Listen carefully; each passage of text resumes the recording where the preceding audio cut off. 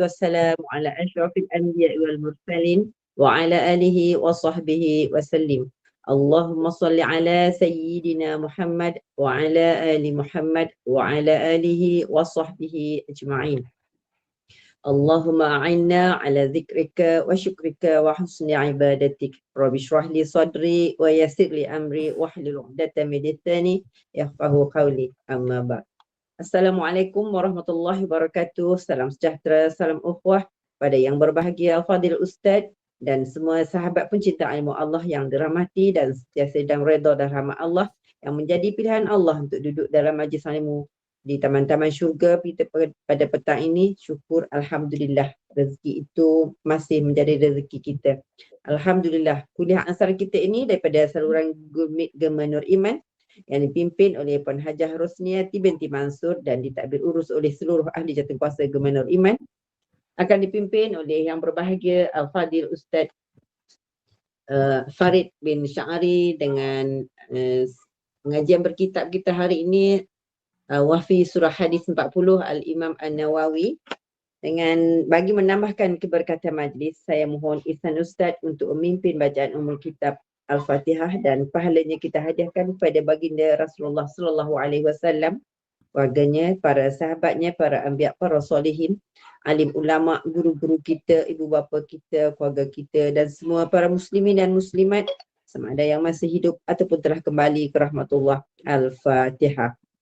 أعوذ بالله من الشيطان الرجيم بسم الله الرحمن الرحيم الحمد لله رب العالمين الرحمن الرحيم مالك يوم الدين إياك نعبد وإياك نستعين اهدنا الصراط المستقيم صراط الذين أنعمت عليهم غير المغضوب عليهم ولا الضالين آمين. Amin, amin ya rabbal alamin. Bagi meneruskan majlis, saya dengan penuh takzim menyerahkan majlis ini kepada Al-Fadil Ustaz dengan segala hormat dan penuh takzim. Dipersilakan Ustaz. Terima kasih pengurusi majlis. Assalamualaikum warahmatullahi taala wabarakatuh. Alhamdulillah nahmaduhu wa nasta'inuhu wa nastaghfiruh wa nu'minu bihi wa natawakkalu alayh wa na'udzu billahi min shururi anfusina wa min sayyiati a'malina man yahdihillahu fala mudilla lahu wa man yudlil fala hadiya lahu. Asyhadu an la ilaha illallah wahdahu la syarika lahu wa asyhadu anna Muhammadan 'abduhu wa rasuluh. Allahumma salli wa sallim wa barik ala sayyidina Muhammad wa ala alihi wa sahbihi ajma'in. Subhanaka la ilma lana illa ma 'allamtana innaka antal alimul hakim. نوينا التعلم والتعليم والتذكر والتذكير والنفع والانتفاع والإفادة والاستفادة والحث على التمسك بكتاب الله العزيز وسنة رسوله والدعاء إلى الهدى والدلالة على الخير ابتغاء وجه الله ورضائه وقربه سبحانه. اللهم ألهمنا علما نفقه به أوامرك ونواهك وارزقنا فهما نعرف به كيف نناجي. اللهم إنا نسألك فهم النبيين وحفظ المرسلين وإلهام الملائكة المقربين اللهم أغننا بالعلم وأزينا بالحلم وأكرمنا بالتقوى وجملنا بالعافية. اللهم إنا نستودعك ما قرأناه أو نقرأه في هذا المجلس وما قبله وما بعده فاحفظه علينا حتى ترده إلينا وقت احتياجنا إليه يا أرحم الراحمين. اللهم أكرمنا بنور الفهم وأخرجنا من ظلمات الوهم وافتح لنا أبواب رحمتك وانشر علينا حكمتك يا أرحم الراحمين. رب اشرح لي صدري ويسر لي أمري واحلل عقدة من لساني يفقه قولي. أما بعد. Alhamdulillah, kita syukur pada Allah Subhanahu wa taala kerana dengan limpah kurnianya Allah Subhanahu wa taala telah kurniakan kepada kita peluang yang berbagai-bagai, yang mana setiap daripada peluang itu semuanya adalah nikmat yang Allah Taala kurniakan pada kita yang wajib kita syukuri. Yang Allah Ta'ala bagi peluang pada kita untuk kita duduk dalam majlis ilmu. Allah Subhanahu Wa Ta'ala bagi kelapangan masa kita, dapat kita duduk sama-sama Semoga Allah Ta'ala menjadikan kita di kalangan orang-orang yang sentiasa istiqamah dalam duduk dalam majlis ilmu. Di samping itu juga kita ambil pengajaran daripada ilmu, kemudian kita amalkan dan kita sampaikan kepada orang lain. InsyaAllah. Jadi pada petang ini kita sambung daripada perbincangan hadis yang ke-17. Hadis yang ke-17, sebelum tu kita telah pun bermula, kita dah baca dah hadisnya. Jadi pada petang ini kita sambung pada kandungan hadis perkara yang kedua, iaitu yang Nabi SAW sebutkan tentang ihsan dalam hadis, riwayat hadis tersebut, iaitu apabila kamu membunuh, iza qataltum fa ahsinul qitlata, fa iza qataltum fa ahsinul qitlata. Maka bab dalam kita nak melaksanakan hukuman pembunuhan pun, maka perlu ada ihsan. Iaitu apakah ihsan dalam membunuh? Ialah dengan memperelokkan cara membunuh. Maksudnya cara itu mesti mengikut cara syariat.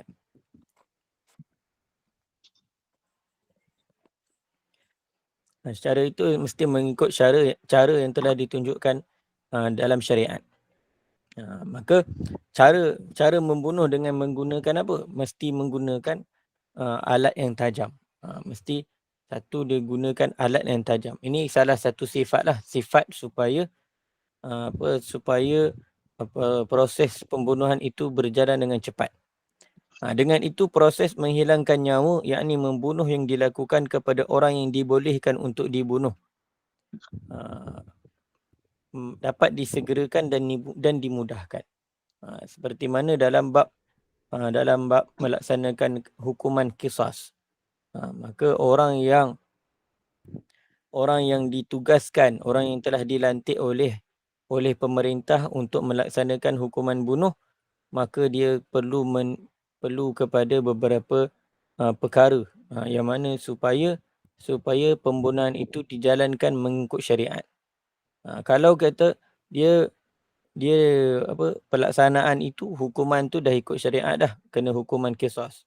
Tetapi apabila dia bunuh dengan cara yang tidak mengikut syariat, maka ianya juga akan menyebabkan dia tidak menepati syariat, dan boleh jadi kadang-kadang boleh menyebabkan dapat dosa. Sebab apa? Menyeksa orang tanpa hak. Jadi oleh kerana itu, dalam syariat ada punya garis panduan dalam kita nak melaksanakan hukuman qisas. Dia maknanya dalam nak melaksanakan hukuman qisas itu mestilah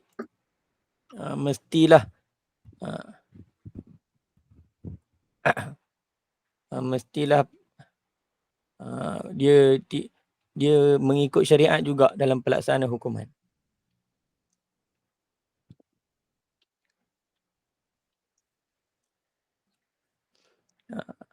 Hukuman yang seperti mana yang dibenarkan dalam syariat lah. Mana orang yang dibolehkan untuk dibunuh, maka kalau nak bunuhnya mesti ikut cara syariat, supaya apa? Pembunuhan itu dapat disegerakan dan dimudahkan pengurusannya. Seperti pembunuhan yang dilakukan dalam jihad, dalam peperangan. Mana kalau perang, dia kena menggunakan sesuatu alat yang mana dia tidak menyeksa orang. Dia kena, mana kalau dia nak melaksanakan pembunuhan dalam peperangan, maka dengan cara yang mana dia dengan cara sekali je orang tu mati. Di mana dia tidak menyeksa. Dan juga seperti mana yang hukuman qisas. Hukuman qisas, seperti mana hukuman qisas ni apabila berlakunya pembunuhan. Maknanya orang yang membunuh tadi, dia ada beberapa kategori lah orang yang ni. Mana contoh kalau kata bab pembunuhan ni yang dikenakan qisas, dia pembunuhan yang sengaja. Apa maksud pembunuhan dengan sengaja? iaitu tindakan jenayah yang dilakukan seseorang dengan niat bunuh dengan menggunakan alat dan cara tertentu yang pada kebiasaannya boleh membawa mati. Itu kalau kata amdun mahdun, pembunuhan dengan sengaja.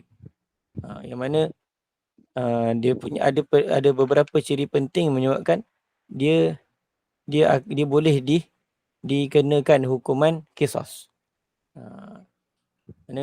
Kalau yang pembunuhan dengan sengaja inilah yang kena qisas. Kalau pembunuhan yang macam sengaja, kebiasaan dia tidak kena qisas. Dia macam sengaja tapi dia orang kata bunuh dengan niat, tapi dia dia cederakan satu benda dengan kebiasaannya benda tu tak bawa mati. Maka itu dipanggil pembunuhan yang macam sengaja. Satu lagi dia memang tak sengaja. Dia pukul, tapi pukulan tu yang dia tak ada niat jenayah, tapi benda yang dia gunakan untuk memukul tu mungkin boleh bawa mati.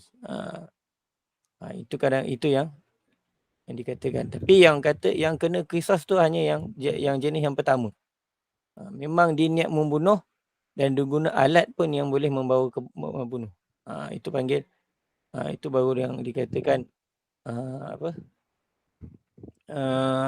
yang dikenakan hukuman qisas. Jadi bila orang tu sabit dari sudut tindakannya membunuh, niatnya membunuh dan alat yang digunakan tu pun menyebabkan kematian, maka dia akan dikenakan qisas. Jadi bila dikenakan qisas, maka perlu dengan cara yang ditetapkan oleh syariat. Ataupun hukuman hudud. Contoh hukuman apa? Hukuman rejam. Hukuman rejam sampai mati. Jadi perlu kepada mengikut syariat juga. Ada hukuman-hukuman yang mana perlu. Ada yang menyebabkan macam hukuman hudud dari sudut hukuman apa? Hukuman merompak.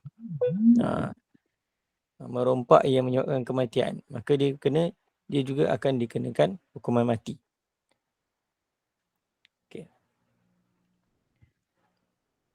Okay. Mengenai membunuh musuh. Dalam kalau kata dia menyertai peperangan. Maksudnya kalau dalam membunuh musuh dalam medan jihad fisabilillah, cara yang paling mudah untuk membunuh orang kafir ialah memenggal lehernya dengan pedang. Maknanya dia guna pedang. Dan pedang tu memang pedang yang sangat-sangat tajam. Maknanya kalau sekali libas dia terpisahlah leher daripada badannya, kepala daripada badan. Maknanya ini perintah Allah Subhanahu Wa Taala. Iaitu fa iza laqitumul ladzina kafaru fadarbar riqab. Apabila kamu bertemu serta berjuang dengan orang-orang kafir, yakni kamu memerangi orang-orang kafir dalam peperangan jihad, maka penggallah lehernya. Maknanya kalau kata dia kalau dalam memerangi orang kafir musuh, maka penggal leher. Itu cara yang paling baik dan paling mudah untuk mematikan. Kalau kata dia guna cara yang lain daripada itu, kadang-kadang dia boleh menyebabkan menyeksa orang. Jadi dia tidak mengikut syariat. Rasulullah SAW melarang daripada mengelar, iaitu memotong-motong bahagian tubuh. Sama ada sebelum atau sesudah mati. Maknanya kalaulah dia nak membunuh musuh, dia nak memerangi musuh, maka janganlah dia potong tangan dulu, kemudian dibiarkan, kemudian dia potong pula tangan satu lagi, kemudian dibiarkan. Maknanya dia menyeksa. Dia menyeksa orang. Dia potong hidung, dia kelar badan dan sebagainya, maka itu dilarang oleh baginda sallallahu alaihi wasallam. Sama ada sebelum mati, Mana kalau kata dia belum mati, dia dihiris-hiris badan dia, maka itu satu perbuatan yang dilarang. Kerana ia menyiksa. Yang itu tidak disuruh pun oleh syariat. Dan untuk dari sudut syariat ni, kalau nak memerangi musuh dengan memenggal lehernya. Itu kalau guna pedang lah. Mana kalau guna benda-benda yang lain nanti disebutkan. Ataupun sesudah mati. Kalau dah mati pun kita tak boleh nak menyeksa mayat. Kalau dah mati, musuh tadi dah mati, kita kelar-kelar dia. Belah perut dia, tarik dia punya usus keluar, tarik dia punya jantung keluar. Itu semua menyeksa. Maknanya menyeksa mayat ni pun, walaupun ianya orang kafir dan walaupun dia dah mati dah, tetap juga kita dilarang untuk menyeksa, memotong-motong tubuh mayat. Mana kalau dia dah mati, mana kita uruskan, janganlah kita menyeksa mayat tersebut. Biarlah yang menyeksa tu Allah Ta'ala, sebab mereka kufur. Janganlah kita pula yang menyeksa mayat. Disebut dalam kitab Sahih Muslim, sesungguhnya Nabi SAW melarang memotong-motong tubuh.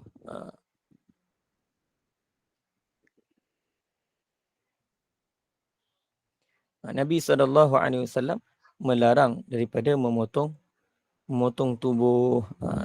Qad nahan Nabi SAW anil muslah, potong tubuh, iaitu wahya qat'u ajza'in minal jasadi sawa'un akana dhalika qabla al-mauti am ba'dahu. Fa fi sahih al-Bukhari, dalam Sahih Bukhari, anna Nabi sallallahu alaihi wasallam naha anil muslah. Wa fi musnadi Ahmad wa sunani Abi Dawud min hadis Imran bin Husain wa Samurah bin Jundub anna Nabi sallallahu alaihi wasallam kana yanhi anil muslah. Banyak riwayat-riwayat yang Nabi sallallahu alaihi wasallam larang daripada memotong-motong tubuh. Kata begitu juga dalam Musnad Imam Ahmad, Sunan Abi Dawud, dan juga daripada Imran bin Husain dan Samurah bin Jundub. Nabi SAW melarang, sesungguhnya Nabi SAW melarang mengkelar, ini memotong-motong tubuh, sama ada orang tu masih hidup ataupun dah meninggal dunia.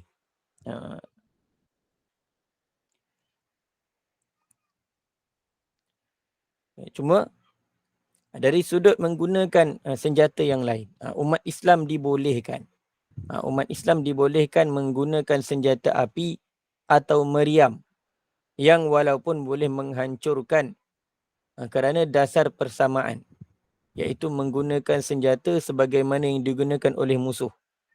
Mana kalau kata kita nak menggunakan senjata sebab musuh dia menggunakan senjata api atau musuh guna meriam, maka untuk atas dasar persamaan dengan musuh, maka kita orang Islam boleh guna. Bukan semata-mata guna pedang saja.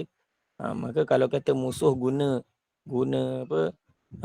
senapang, musuh guna machine gun dan sebagainya, maka orang Islam juga boleh menggunakannya atas dasar untuk menggunakan senjata sebagaimana yang digunakan oleh musuh. Yang mana tapi syarat dia mesti sama.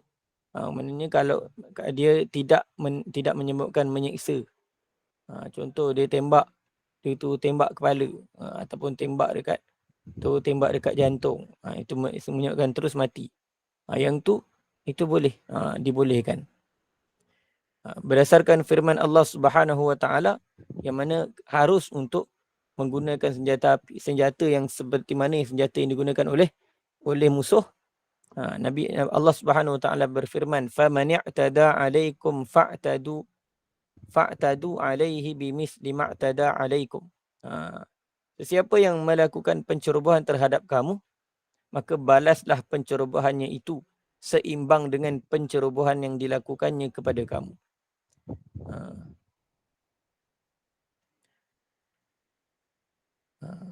Maka sesungguhnya, maka itu sebab itulah dibolehkan guna senjata selain daripada pedang. Boleh guna, tetapi kena guna yang boleh menyebabkan kematian serta-merta. Kalau contoh kalau kata guna bom, kalau kita nak bom tu, maknanya kena bom dekat musuh je lah. Jangan kita bom tempat yang ada orang awam, menyebabkan menyebabkan orang yang tak bersalah pun, orang yang tak berkaitan pun mati. Maka itu tak dibenarkan dalam Islam. Sebab mana kalau kita nak berperang, kita perang dengan askar, bukan perang dengan orang awam. Sebab apa? Orang awam ni dia tidak ada senjata. Kita tak boleh, walaupun orang tu orang kafir, tapi kalau dia tak ada senjata, kita tak boleh perang dengan dia. Sebab apa? Tengokkan dia tak ada persamaan kat situ. Mana kalau kata tengok dia yang boleh yang ada senjata, yang boleh perang dengan dia yang ada senjata. Kalau dia tak ada senjata, kita tak boleh perang dengan dia. Melainkan kalau dia memudaratkan kita, barulah kita boleh balas kemudaratan tersebut.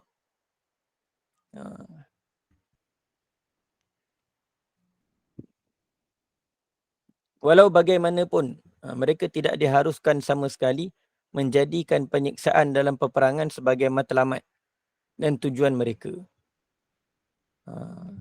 Maknanya kalau guna senjata api, dia tak boleh jadikan nak menyeksa. Maknanya dia memang matlamat dia nak seksa orang. Itu tak boleh. Tapi kalau nak memusnahkan musuh, maka itu boleh.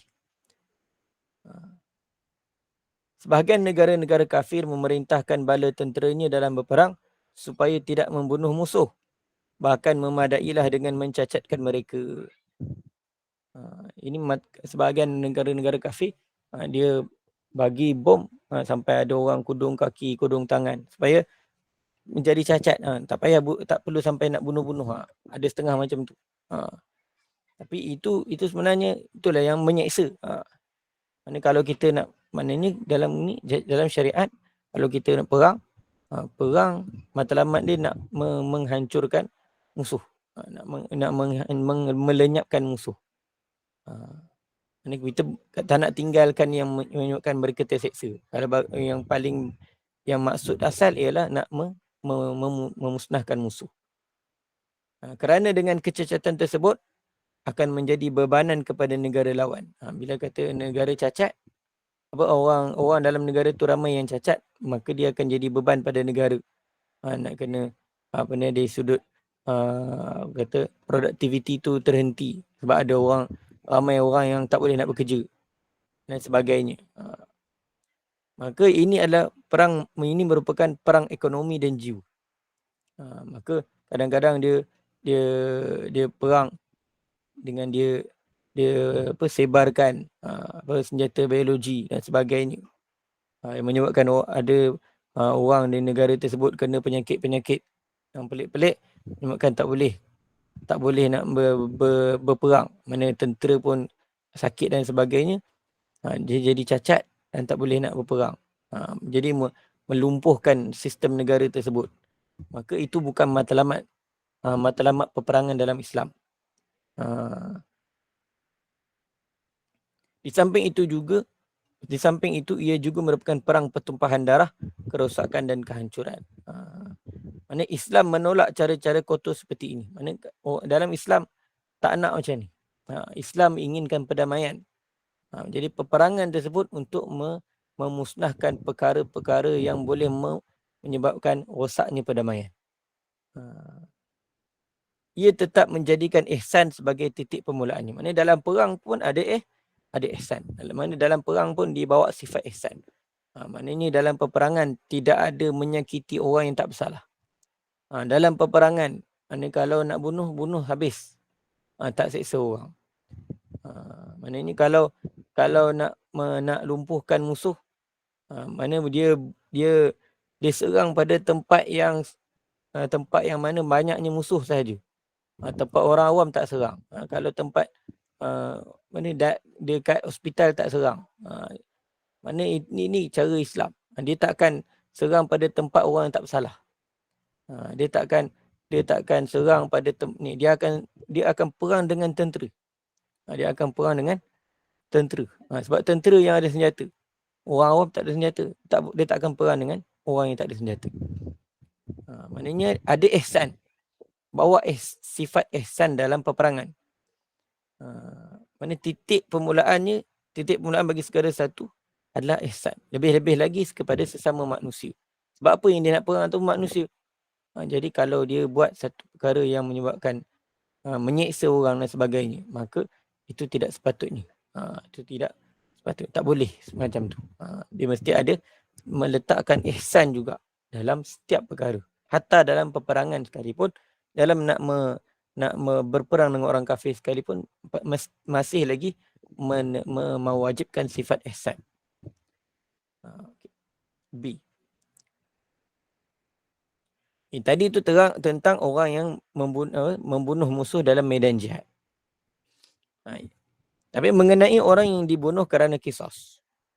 Kalau orang tu dikenakan, satu orang tadi dia perlu menjalankan hukuman ke atas orang yang wajib kena kisos. Maka kalau orang yang kena kisos, maka kena ikut cara dia ialah dengan sama ada kita pancung dia ataupun dengan cara yang mempercepatkan kematian.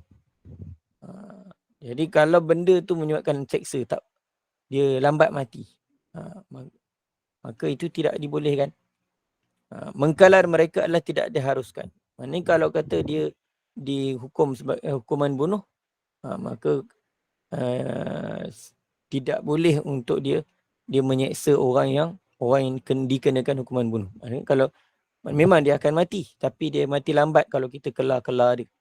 Potong tangan dia, potong kaki dia. Maksudnya dia terseksa macam tu, maka itu tidak boleh. Itu tidak ada dalam agama.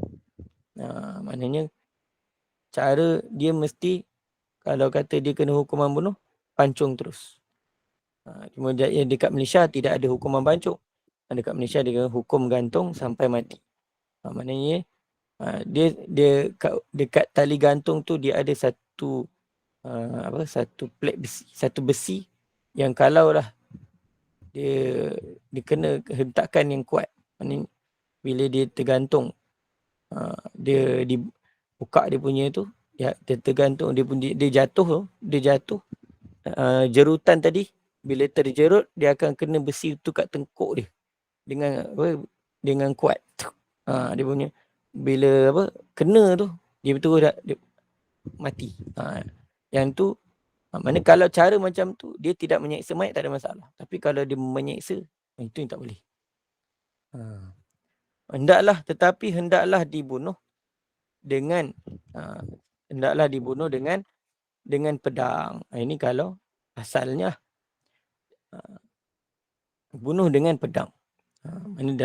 Kalau dalam syariat, kalau dalam hukum syariah, asalnya dalam melaksanakan hukuman jenayah syariah, maka kalau kata tapi oleh kerana Malaysia bab pembunuhan dibawa ke mahkamah sivil, maka tidak dilaksanakanlah. Maknanya diguna kaedah sivil. Tapi kalau kena syariah, dia menggunakan pedang. Jika orang yang membunuh dengan sengaja,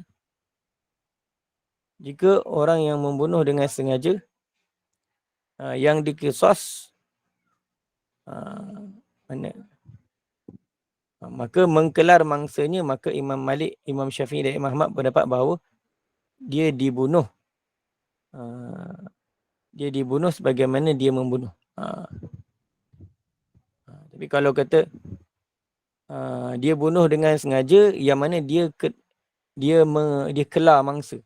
Contoh orang tadi dia membunuh dengan cara orang yang tadi dia melakukan pembunuhan dengan cara dia kelar mangsa. Dia kelar orang yang dia bunuh. Maka boleh. Maknanya kata kalau Imam Malik, Imam Syafi'i dan Imam Ahmad mengatakan dibolehkan untuk orang tadi dikenakan hukuman bunuh seperti mana dia membunuh. Dia boleh dibunuh seperti mana dia membunuh. Itu pendapat Imam Malik, Imam Syafi'i dan Imam Ahmad. Tapi kalau dia bunuh dengan cara yang lain, mana dia memang dia tikam sampai mati ke, ataupun dia dia buat apa-apa sajalah, maknanya dia melakukan pembunuhan, maka itu dikena bunuh dengan pedang. Tapi kalau kata dia memang dia menyeksa mangsa ni, dia bunuh dengan dia menyeksa mangsanya sampai mati, maka dia boleh diperlakukan demikian. Boleh untuk diputuskan hukuman dia seperti mana, macam mana cara dia bunuh, macam itulah dia akan dibunuh. Sebab apa? Sebab dia menyeksa mayat, dia menyeksa mangsanya sampai mati, maka dalam syariat juga membolehkan untuk orang tersebut diseksa sampai mati. Dalam kitab Sahih Bukhari dan Sahih Muslim daripada Sayyidina Anas radhiyallahu anhu katanya,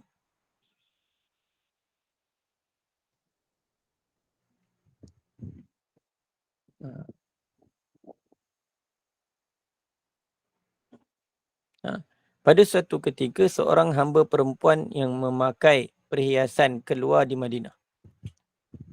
Satu hamba perempuan, dia memakai perhiasan keluar di Madinah. Lalu seorang Yahudi melemparnya dengan batu. Maknanya baling batu besar lah. Sampai nazak. Kemudian dia dibawa kepada Rasulullah SAW dalam keadaan nazak, yakni sakaratul maut. Ini dalam keadaan dah nyawa-nyawa ikan dah. Baginda SAW bertanya kepadanya, adakah si fulan yang membunuhmu? Maka dia menggelengkan kepalanya. Baginda bertanya lagi untuk kali ketiganya, adakah si fulan membunuhmu? Dia menganggukkan kepalanya. Maka Rasulullah SAW pun memanggil Yahudi tersebut lalu dipukul kepalanya dengan 2 batu, yakni dari 2 arah. Maknanya kat sini kalau orang tadi dia memang dia baling batu, menyebabkan pendarahan sampai orang tu mati, maka Nabi hukum macam tu juga. Nak bagi tahu, kalaulah dia memang niat nak menyeksa orang tadi sampai mati, maka dia akan dikenakan hukuman yang sama sebagaimana dia membunuh.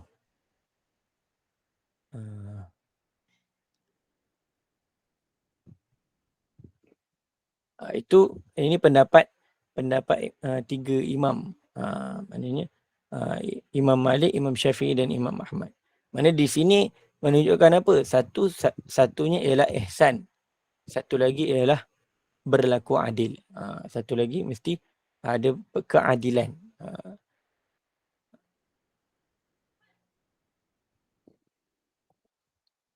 Tapi pendapat Imam As-Sawri, ini Sufyan As-Sawri, Imam Abu Hanifah dan Imam Ahmad.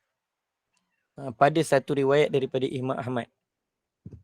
Imam Ahmad ni dia banyaklah dia punya riwayat-riwayat fake. Dia punya riwayat dia. Pendapat dia ada ulama yang meriwayatkan berbeza pendapat daripada Imam Ahmad. Yang mana pendapat yang kuat daripada Imam Ahmad, ianya dibunuh sebagaimana dia membunuh. Okay. Tapi kalau satu berdasarkan satu riwayat daripada Imam Ahmad, ini riwayat yang kedua, dan juga Imam Abu Hanifah dan Sufyan As-Sawri rahimahumullah ta'ala, mereka berpendapat bahawa dia, ini orang yang mengelar mangsanya itu, tidak dibunuh kecuali dengan pedang. Maknanya kalau nak hukum bunuh, ialah mesti guna pedang juga. Maknanya dia tak boleh, maknanya tidak, walaupun dia kelar mangsa dia, tetapi perlu kalau nak hukum dia hukuman bunuh, maka hukuman bunuh dengan pedang. Dia tidak perlu dibuat sebagaimana ia membunuh. Tak perlu dibunuh sebagaimana ia membunuh. Kemudian ada satu lagi riwayat yang ketiga daripada Imam Ahmad. Riwayat yang ketiga daripada Imam Ahmad, kita menurut Imam Ahmad berdasarkan riwayat yang ketiga, dia hendaklah diperlakukan sebab seperti mana yang dilakukan terhadap mangsa ini. Kecuali jika dia membunuh dengan cara membakar atau mengkelar, maka hendaklah dibunuh dengan pedang. Maksudnya kalau kata selain daripada kelar ataupun bakar, maka boleh untuk dijalankan hukuman bunuh mengikut cara dia bunuh. Contoh dia bagi minum racun ke, dia buat apa benda yang menyebabkan kematian, maka macam mana dia buat kepada orang yang dia bunuh, kepada mangsa dia, maka macam itulah dia diperlakukan. Tapi Imam Ahmad ada pengecualian. Dia kata dalam riwayat yang ketiga ni, dia ada pengecualian. Mana kalaulah dia membunuh tu cara bunuh dia bakar orang. Dia curah minyak petrol kat orang tadi, dia bakar orang tu. Ataupun dia kelar. Dia kelar mangsa dia. Maka kalaulah dia membunuh dengan cara membakar atau mengelar mangsa, maka dia hendaklah dibunuh dengan pedang juga. Mana tak boleh kelar, tak boleh bakar. Dia tidak akan dibakar lah. Sebab apa? Sebab ada riwayat yang berdasarkan ada riwayat yang daripada Nabi SAW yang mana Nabi SAW larang untuk mengazab dengan api. Tak kisahlah apa sahaja jenayah yang dia buat, tak boleh balas, tak boleh hukum dia dengan api. Kalau kata dia walaupun dia membakar mangsa, tapi dia tidak boleh. Kalau dengan pedang tu maksud dia pedang tu bukan tikar, mana penggal kepala. Biasa dia kata pedang tu penggal kepala.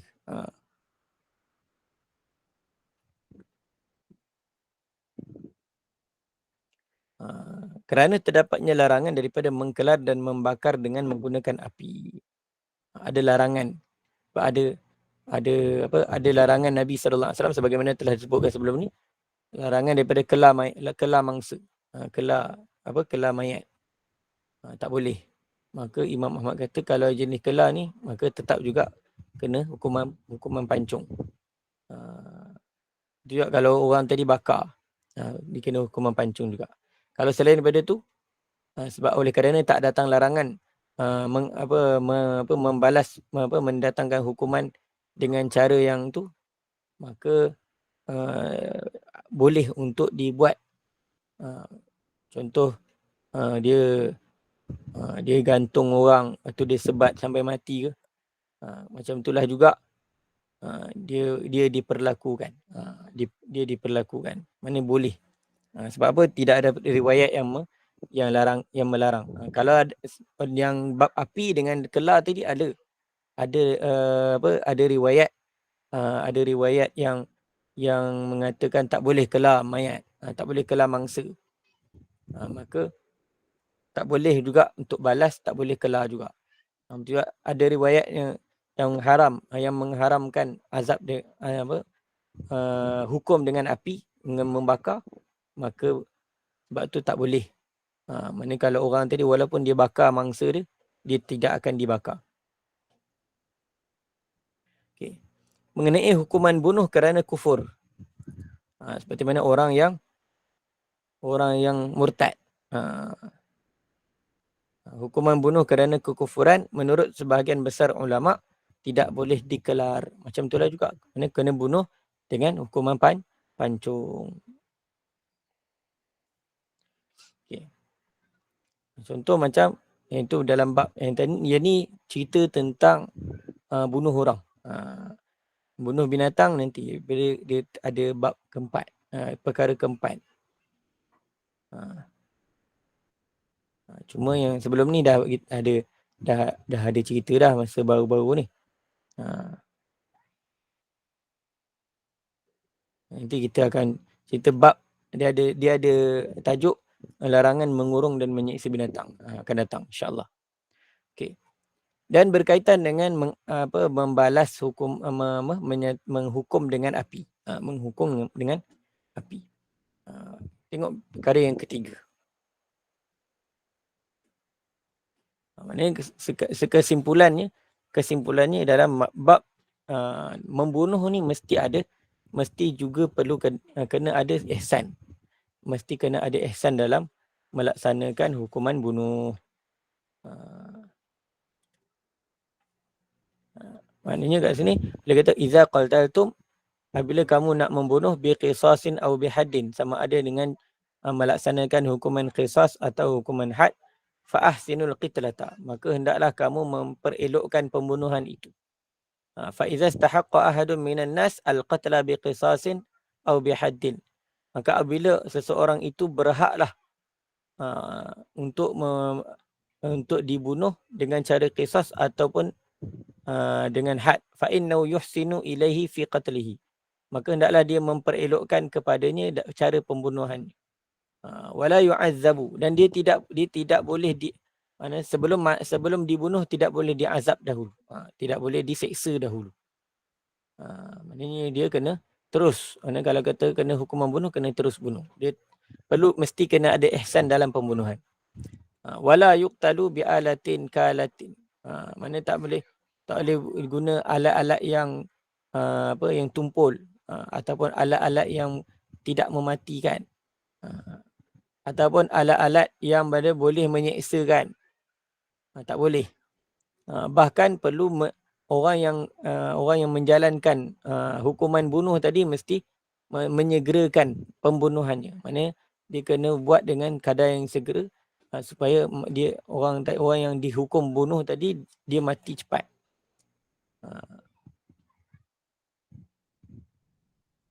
Kerana apa? Lianna ta'zibahu zulmun.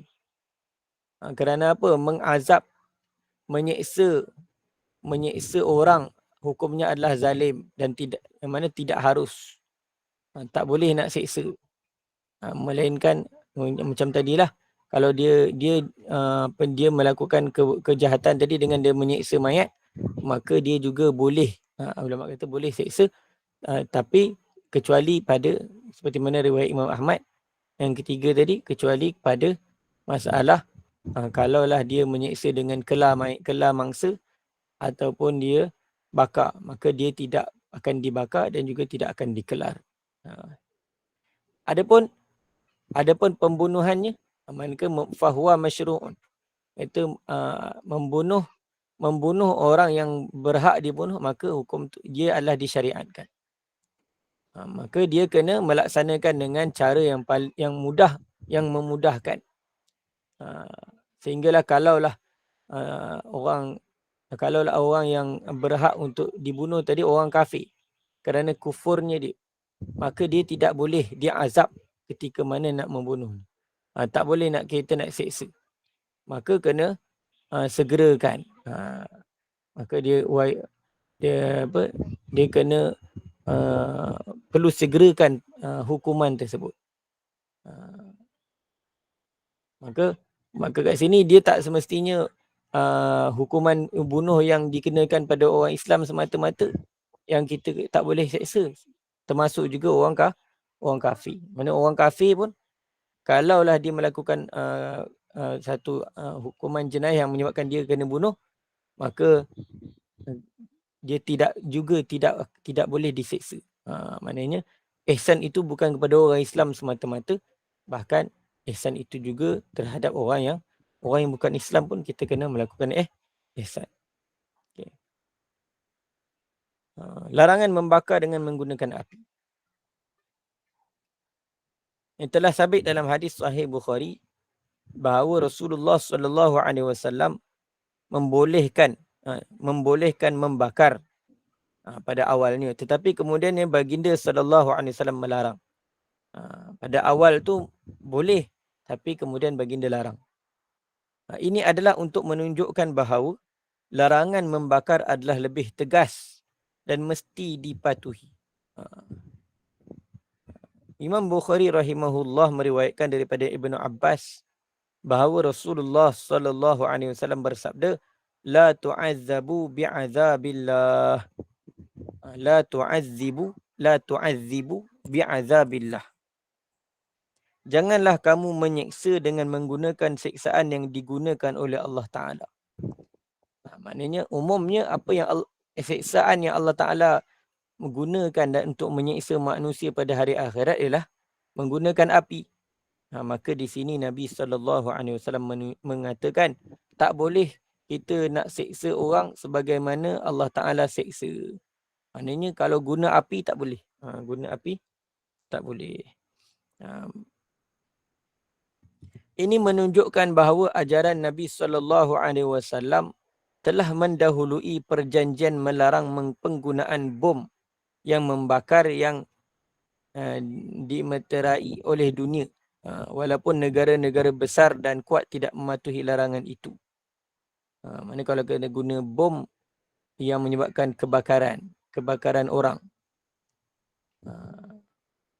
Maka yang tu awalnya Nabi SAW dah bagi tahu dah tak boleh azab orang dengan api. Mana kalau kata baling bom tu tak boleh lah. Tapi oleh kerana musuh juga menggunakan perkara yang sama, maka ulama mengatakan ianya diharuskan atas dasar untuk persamaan.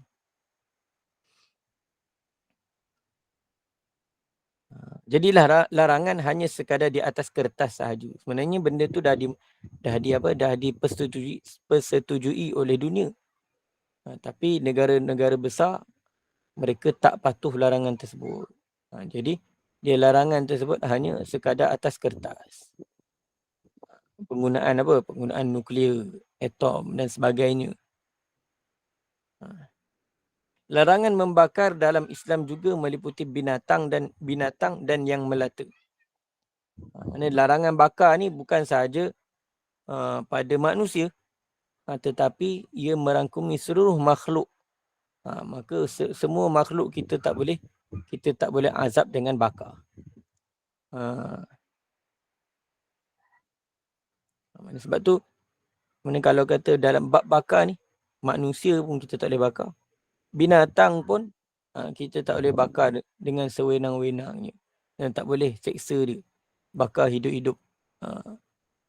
Dalam Musnad Imam Ahmad, Imam Abu Daud dan Imam An-Nasai rahimahumullahu ta'ala,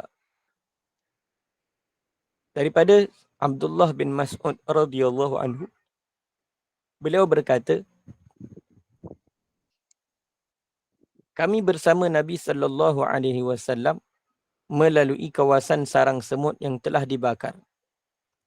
Maka Rasulullah SAW marah seraya berkata, sesungguhnya tidak sayugia bagi seorang manusia mengazab dengan azab Allah Subhanahu wa taala.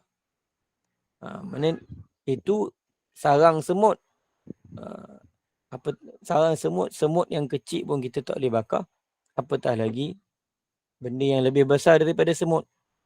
Nabi SAW mengatakan tidak sayugia, tidak sepatutnya bagi seorang manusia mengazab dengan azab Allah. Ini tidak boleh mengazab dengan api. Tak boleh azab dengan api.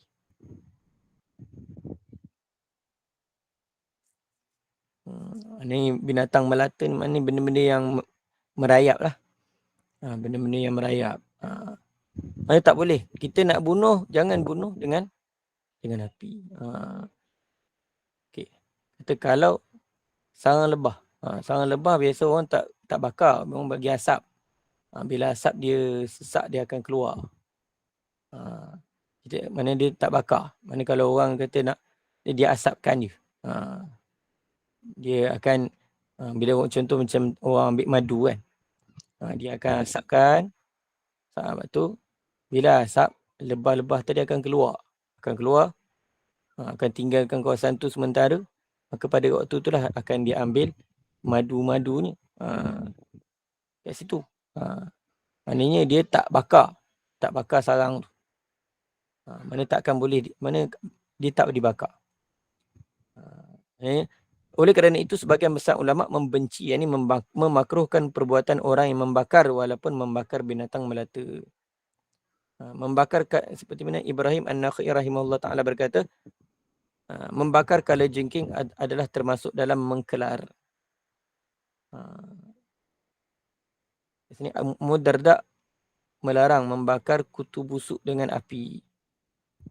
Maknanya benda-benda kecil sekali pun tak boleh guna api. Kalau kita nak bunuh dengan cara yang lain. Tak boleh guna api.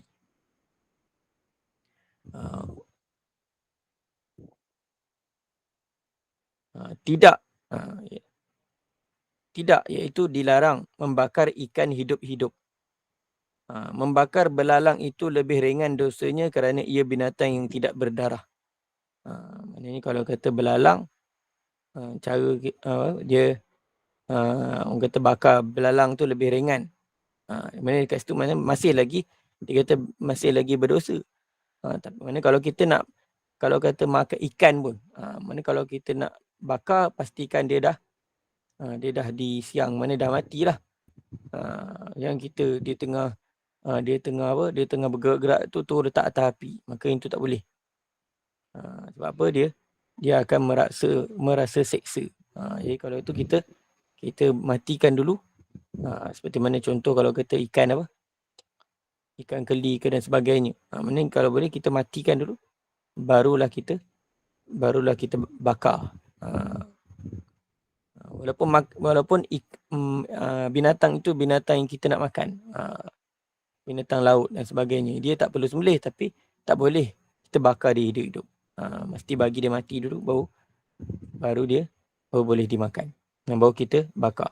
Maknanya kalau dalam bab api ni, mana larangan Nabi SAW bakar dengan menggunakan api, mana bakar hidup-hidup kat situ. Mana kalau dah lepas mati, kalau dah ada sembelih dan sebagainya, tak ada masalah dah. Sebab tu tidak menyebabkan siksaan. Jadi kalau yang jenis bakar hidup-hidup ni menyebabkan siksaan, maka tak boleh. Wallahu ta'ala a'lam. Aqulu qawli hadha wa astaghfirullahal azim li wa lakum wa lisa'iril muslimina wal muslimat fastaghfiruhu innahu ghafurur rahim. Serah kepada moderator, insyaAllah. Allah. Alhamdulillah. Kejap no Ustaz. Dah 1 jam. Rasa macam belum habis lagi. Alhamdulillah. Ada kita buka soalan sikit Ustaz? Boleh, insyaAllah. Silakan jemaah. Mana-mana yang nak bertanya Ustaz. Kita ada sikit masa. Silakan. Ada orang tanya dalam chat tu. Kalau buluh dengan air panas macam mana? Lancet.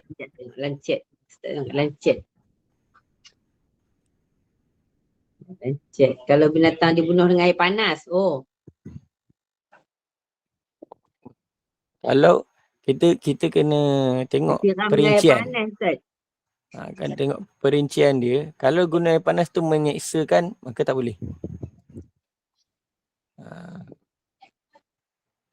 Ini kalau kata kita nak, mana kalau paling ini bunuh dengan cara mana kita sekali buat tu mati. Kalau bunuh air panas dia menggelupur. Menggelupur tu dah menyeksa sebenarnya.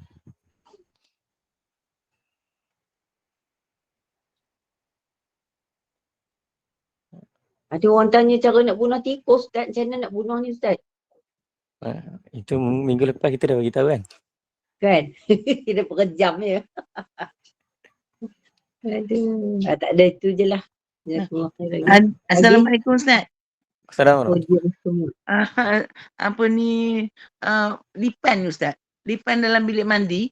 Kita tak ada senjata apa dalam bilik mandi. Kita ada, di masa tu di tangan kita hanya apa ni, paip getah, tapi air dia kuat Ustaz. Saya pancit dengan air yang kuat tu supaya dia masuk dalam lubang. Tak apa ke Ustaz? Dia kalau masuk dalam tu, dia masuk dalam lubang lantai tu kan, lubang ke bawah. Tapi kalau masuk dalam tu biasanya dia tak mati gitu.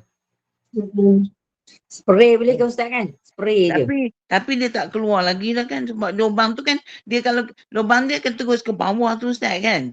Nah, jadi dia akan terus ke lubang sana lah, keluar lah nanti kan. Di mana dia keluar balik kan? Itulah. tapi untuk keselamatan kita kan, itu kan tengah malam kita keluar, ya Allah, kita nak mandi subuh nak pergi. Masa tu dia keluar 2 ekor Ustaz. Itulah saya, anak satu mak satu, saya pancit je lah. Spray lah. Pancit dengan air je. Pancit dengan air yang besar lah. Air besar. Air tu besar. Dia tak mati. Aku pancit tu dia tak mati. Dia tak mati, tapi saya pancutkan dia supaya dia jatuhkan dalam lubang. Tapi ada tu saya tu bunuh dengan batu menutup lubang tu terus sampai mati. Dia. Kejam. Itu tak apa kan? Kita bunuh dia sampai mati kan? Terus. Mati Mati terus. terus tak apa. Ha. Ustaz, Okey, Ustaz, macam terima macam kasih. spray serangga semua tu dia tak mati Lambat mati. terus. Ha, Kan lambat macam mati. lipas pun. Kalau kita sekali spray dia macam mengelupur tu seksa tu Ustaz. Lambat mati dia. Kau kena Biasa ketuk lambat. dengan slipper Ustaz. Pak dengan Ha, slipper. itulah Soft yang colour kalau dia. lipas tu kita putut ketuk terus dengan slipper. Kalau kita spray, kalau kita dah masuk dapur dia sekali dia tak mati lagi kan? Ha. Tak mana guna spray tak boleh ke macam mana Ustaz? Spray ni biasanya ada setengah tu dia spray ni dia mabukkan je. Yang tu menyesa tu macam mana? Mabuk tu. Itu wallahu a'lam. Cuma Bahaya. Tapi itu je senjata kita on the spot kita ada kan Ustaz? Kita memang beli spray kat rumah Ustaz. Dia tak lari je suap.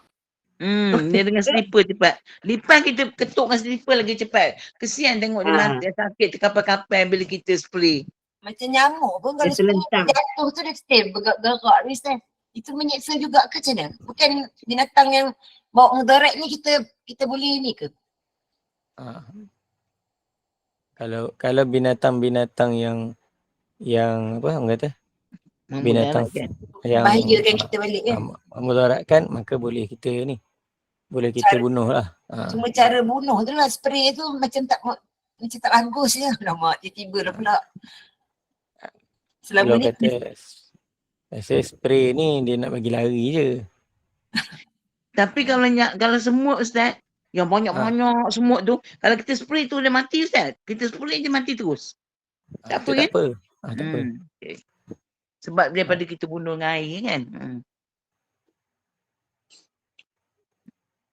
Ada lagi tak soalan? Ustaz, Tak ada, kita nak tutup. silakan. Sekejap satu yang tutup boleh. saya. Macam ubat nyamuk Ustaz. Silakan.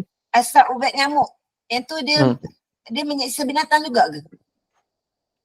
Sebenarnya asap ubat nyamuk ni dia kadang-kadang dia tak mematikan pun. Dia orang kata menghalau. Oh, nyamuk lari je lah. Maknanya kita tak siksa dia lah kan? Jadi sebab tu macam orang dulu kan bakar sabut kelapa. Yelah, faham. Dia nak bagi lari. Maknanya Dia bukan bukan nyamuk dia lari Ustaz. Kau bakar tu orang Meram-meram mata. Lepas tu marah. Aduh, ya Allah. Berkelun-kelun dah tak masuk dalam rumah. Ambil kau. Okeylah kot. Habis dah Kita tutup majlis apa rendam tikus dalam air. Pasal eloknya cara lain lah. Kalau lambat rendam mati tu dalam air tu. lambat Sian dia mati. seksa. Ustaz kata ketuk tapi tak sampai hati lah nak ketuk. Mata kelip. Tak sampai hati. Jerut sampai tengkuk dia. Dia jenguk mata kita. Lepas tu dia pandang mata kita. Tak ada lah. Tak bunuh Ustaz, lambat. ada yang jemur dekat badan matahari Ustaz. Seksa kena. Seksa lambat mati. Ya Allah, tak ada. Tapi Dia sekarang kena cepat mati. tengok dulu mak buat. Aduh, matilah pengsan. Dosa dia bila Nak kongsi petua. Saya dengan saya tak sebutlah dalam rumah. Kata orang tua kata jangan sebut dalam rumah. Saya sebutlah puteri ataupun Teya Kak Wasin kan. Bila kita perangkap dia, perangkap yang bukan menyeksakan dia kan. Maknanya bukan putus kaki, putus tangan tu. Masa saya perangkap dia tu, saya tak bunuh Ustaz. Saya akan suruh anak saya hantar ke bukit yang ada hutan-hutan tu, masa nak lepaskan dia tu, cakap dengan dia, aku lepaskan kau jangan kacau lagi rumah aku. Dengan izin Allah lah Ustaz, memang dia tak kacau dah. Macam tu lah saya buat Ustaz. Macam tu saya cakap dengan dia. Bila ada dia datang mengacau, saya kata, hari tu kan dah janji, dah tak datang kacau rumah saya kan, rumah saya kan. Cakap elok-elok dengan dia, memang dia tak kacau dah. Itu petua Kak Wan lah, cubalah buat. Memang betul tu. Memang betul Kak Wan. Memang betul. Siapa yang berani nak bawa pergi kat hutan tu pengsan. Mana ada hutan susahnya. Tengok kita dalam besar tu. Bawa dalam sangkar dia tu. Dengan sangkar-sangkar tu kita bawa dekat apa tu longkang-longkang besar tu semua kan. Lepas Dia- je dekat situ. Ha. Ustaz, Bukan kalau pergi dalam hutan belantara binatang tu. yang membawa penyakit macam tu, wajib ke kita bunuh dia kalau dia kat dalam rumah kita? Pasal dia tu binatang yang membawa penyakit. Membuat macam kena kencing tikus lah, kan memudaratkan diri kita. Dia wajib kita bunuh. Tak boleh kita bunuh. Tak berdosa ya kalau kita bunuh dia. Dia Itulah Ustaz, dia kita ada bunuh sampai mati. Jangan seksa. Boleh bunuh ke Ustaz, tapi jangan seksakan dia. Tapi nak bunuh, nak ketuk teruk, tak sampai hati kan. Itulah, buat macam tu lah. Pergi je kat longkang-longkang besar kat luar tu, cakap dengan dia, aku lepaskan kau dengan keturunan kau yang kacau rumah aku. Alhamdulillah lah Ustaz. Memang kawan lembut-lembut cakap dengan dia. Itu makanan banyak kat luar. Mak bahasa mak pula tu. Mak dah beri makan kat luar. Jangan masuk dalam rumah ya. Makan kat luar ya. Dia tak masuk lah Ustaz. Betul Ustaz. Berapa kali Pergi dah rumah Ustaz. Bondek N pula. Macam mana? Aku Benda yang hantar macam tu benda kan. Jangan. Itu berdosa. Menyusa orang lain. Cakap macam tu je. Tak hantar rumah tu. Pergi hantar kat longkang-longkang besar tu. Dekat tempat-tempat tu InsyaAllah sampah lah. tu. Kat rumah ni pasal kat luar tu banyak kucing dia tangkap. Dia tangkap dia bukan makan, dia buat main. Lepas tu dia letak depan pintu. Itu yang bukan tiga mondok. Yang tiga mondok tu kucing takut dia pandang terkelik-kelik. Dia tak usik pun. Pasal dia kecil kan dia berbau. Tikus tak, kucing tak nak. Allahu Akbar. Terima kasih lah Ustaz. Okay lah nah, kita tutup nah. Alhamdulillah syukur pada Allah kuliah asal kita hari ini berjalan lancar dengan hadis 40 Al-Imam An-Nawawi, hadis yang ke-17. Moga syarah hadis hari ini memberi kefahaman yang jelas kepada semua jemaah. Islam melarang menyiksa mangsa semasa hidup ataupun telah mati. Tidak boleh dikelar-kelar atau dipotong-potong. Islam juga membolehkan menggunakan senjata api dan meriam demi persamaan. Syarat Islam matlamatnya melenyapkan musuh dan memusnahkannya. Islam melarang menggunakan api untuk membunuh.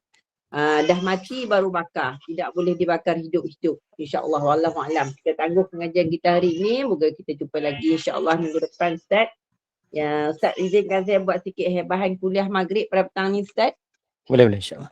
InsyaAllah pada pukul 8 malam kita ada kuliah maghrib bersama Ustaz Abdul Hadi Johari dengan masalah mu'afiq dan masbuk. Semua jemaah diminta masuklah untuk membetulkan solat kita insyaAllah. Dengan itu saya ucapkan ribuan terima kasih pada Ustaz. Ribuan terima kasih kepada semua jemaah Gemar Nur Iman. Maaf zahir batin anda ada sebarang kekurangan dalam majlis kita ini. Sekian baik itu pada Allah dan yang buruk itu adalah daripada kekurangan kami sendiri. Bagi menutup majlis, mohon Ustaz bacakan doa penutup sesuai kafarah dan soal as dan saya akhiri dengan wabillahi taufiq wal hidayah. Wassalamualaikum warahmatullahi wabarakatuh. Silakan Ustaz. Subhanakallahumma bihamdika asyhadu an la ilaha illa anta astaghfiruka wa atubu ilaik. Bismillahirrahmanirrahim. Wal 'asri innal insana lafi khusr illa alladhina amanu wa 'amilus solihat wa tawassaw bil haqq wa tawassaw bis sabr. Assalamualaikum warahmatullahi wabarakatuh. Terima kasih Ustaz. Mohon Assalamualaikum untuk keluar dulu. warahmatullahi wabarakatuh.